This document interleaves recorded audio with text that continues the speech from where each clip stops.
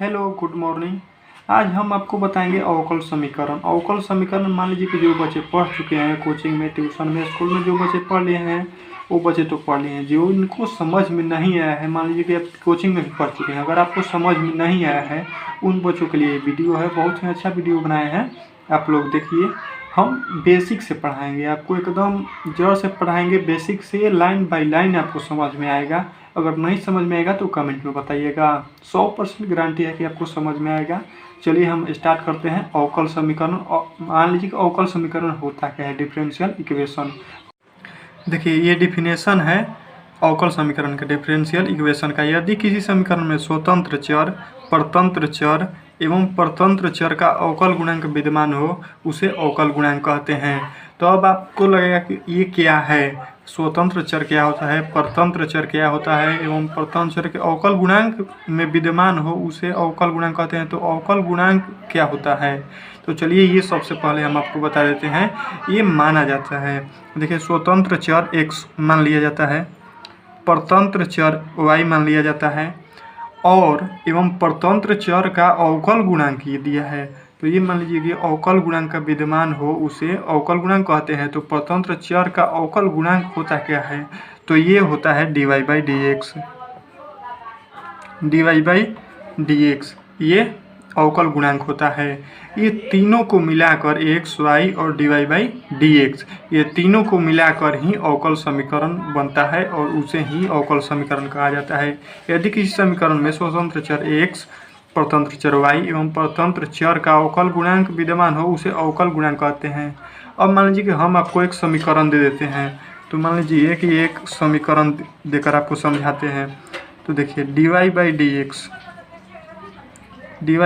X is equal to x plus 5, ये एक अवकल समीकरण हो गया। तो आप अब आगे हम बताते हैं अवकल समीकरण की कितने भाग में बांटा गया है। अवकल समीकरण को कितने भागों में बांटा गया है, चलिए हम आपको बताते हैं। How many types of differential equation, मतलब अवकल समीकरण की कितने प्रकार के होते हैं। तो अवकल समीकरण दो प्रकार के होते हैं, साधारण अवकल समीकरण और आंशिक अवकल समीकरण। अब चलिए हम बताते हैं। देखिए ये जो ऑर्डिनरी डिफरेंशियल इक्वेशन है यही आपको सिर्फ 12th में पढ़ना है। ये जो दूसरा है आंशिक वाला, ये आपको BSc लेवल पर पढ़ाया जाएगा। अभी सिर्फ आपको इसको ही पढ़ना है, ऑर्डिनरी अवकल समीकरण। चलिए बताते हैं ऑर्डिनरी डिफरेंशियल इक्वेशन है क्या। तो वे अवकल समीकरण जिसमें केवल एक ही स्वतंत्र चर हो उसे साधारण अवकल समीकरण कहते हैं। मान लीजिए कि ये अब आप लोगों को लगेगा कि एक ही कैसे, मतलब वे अवकल समीकरण जिसमें केवल एक ही स्वतंत्र चर मतलब आपको लगेगा ना। तो हम चलिए बताते हैं कि कौन स्वतंत्र चर। हम आपको पहले बता चुके हैं कि ये देखिए x जो है ये स्वतंत्र चर है, ये y जो है ये परतंत्र चर बताए हैं। तो मान लीजिए कि वही फिर से एग्जाम्पल वही ले लीजिए, dy by d x is equal to x plus 5। देखिए इसमें केवल x है, x मतलब स्वतंत्र चर। तो स्वतंत्र चर इसमें एक ही है। तो ये क्या हुआ, साधारण अवकल समीकरण। इस समीकरण को क्या बोलेंगे, ऑर्डिनरी डिफरेंशियल इक्वेशन। चलिए इतना समझ में आ गया। अब आपको बताते हैं कि कोटि और घात क्या होता है, अवकल समीकरण की कोटि और घात क्या होती है। तो चलिए कोटि और घात बताते हैं, अवकल समीकरण की कोटि और घात क्या होती है। सबसे पहले हम आपको बताते हैं, मान लीजिए कि यहाँ पर dy बाई डी एक्स। तो इसमें देखिए ये प्रथम कोटि की हुई और प्रथम घात हुआ, क्योंकि अब देखिए हम आपको बताते हैं, आपको लगेगा कि ये प्रथम कोटि की कैसे हुई और प्रथम घात कैसे हुआ। तो ये देखिए दूसरा हम देते हैं यहीं पर d2y by d x square. ये कोटि हुई द्वितीय और घात हुआ प्रथम। ये जो इसमें स्क्वायर होता है तो इसको कोटि बोला जाता है। और घात किसको बोला जाता है, तो घात अब आगे देखिए कि घात किसको बोला जाता है। ये मान लीजिए कि dy2 है, dx है और इसका पावर दे दिया 2। तो ये कोटि भी हुआ 2, यहाँ पर अंदर में जो स्क्वायर रहेगा इसको कोटि बोलते हैं, और ये जो ब्रैकेट के बाहर स्क्वायर रहेगा इसको घात बोलते हैं। तो इसका घात क्या हुआ, घात भी हो गया इसका 2। तो ये देखिए प्रथम कोटि, कोटि भी इसका प्रथम और घात भी प्रथम, ये एक एक हुआ।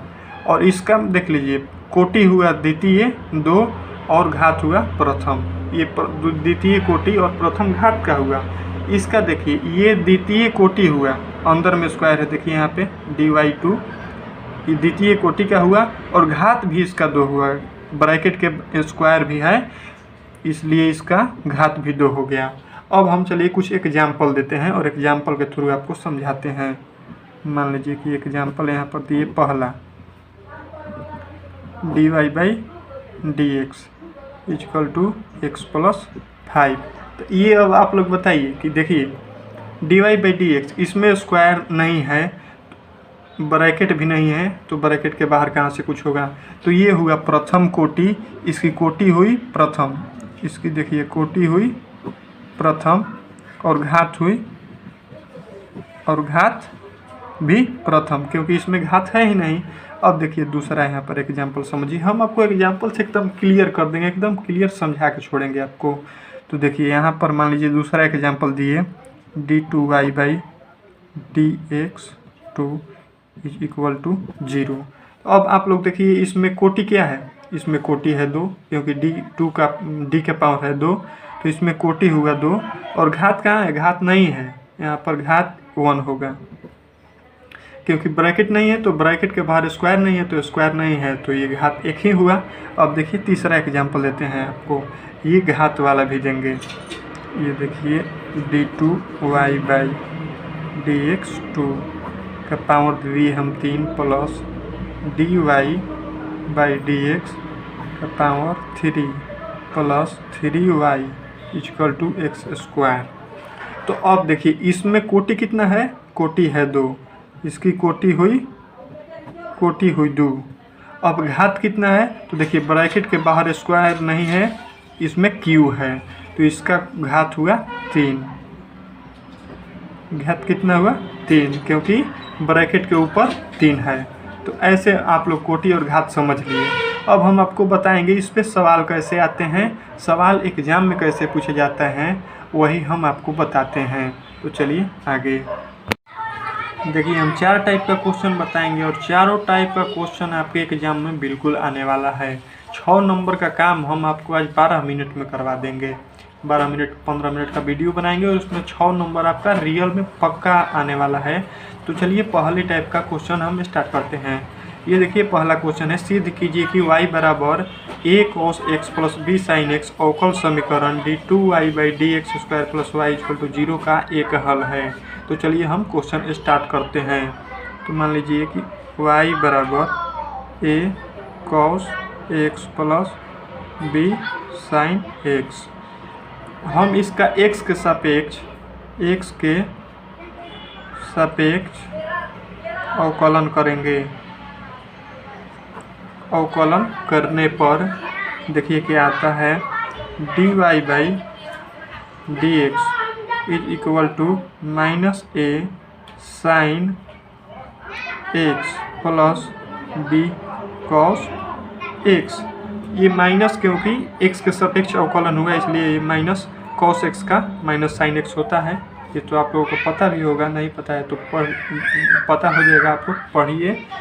माइनस होता है cos x का अवकलन माइनस a sin x होगा यहाँ पर। अब हम फिर से अवकलन करेंगे, क्योंकि यहाँ पर देखिए क्वेश्चन में 2 बार अवकलन किया गया है, d2 है, तो हम एक बार फिर से अवकलन करेंगे, पुनः अवकलन करेंगे। तो पुनः अवकलन करने पर देखिए क्या होगा, d2y/dx² is equal to -a cos x minus b sin x। यहाँ पर माइनस cos x साइन वाला आ गया, साइन के बदला cos x माइनस में आ गया, फिर cos के बदला -b sin x।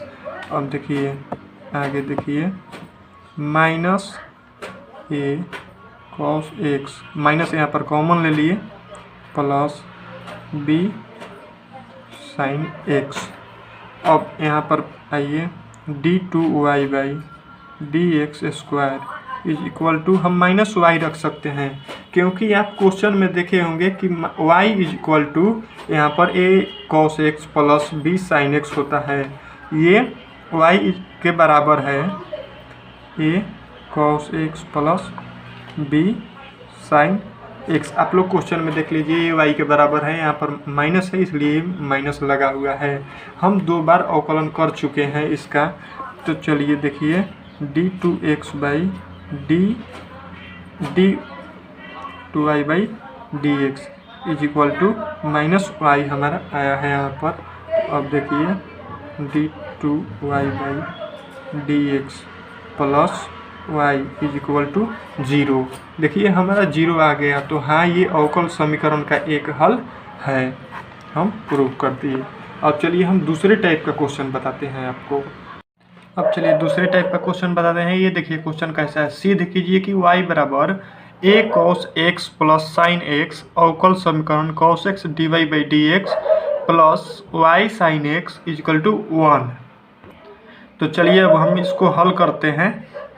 अब हम इसका अवकलन करेंगे x के सापेक्ष करेंगे। तो चलिए देखिए dy by d x is equal to minus a sign x plus cos x, यही होगा। कॉस एक्स का माइनस साइन एक्स और ये साइन एक्स का कॉस एक्स हो गया, अवकलन होता है ये। तो अब देखिए d cos x d y by d x, cos x के बाद d y by d x लिखेंगे। तो d y by d x के स्थान पर हम D y by d x is equal to इतना है, तो हम इसको लिख सकते हैं d y by d x के स्थान पर। तो देखिए हम इसको लिख देंगे कोष्ठ में a minus a sign x plus cos x plus, अब देखिए y प्लस y, तो y का माने यहाँ पर क्वेश्चन में देखिए y is equal to a cos x plus sine x है।